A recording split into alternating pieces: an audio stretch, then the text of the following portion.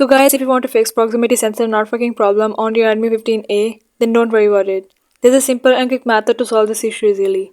Just follow the steps shown on your screen, that problem will be fixed. And if this helped you, like the video and subscribe for more. Let's fix it.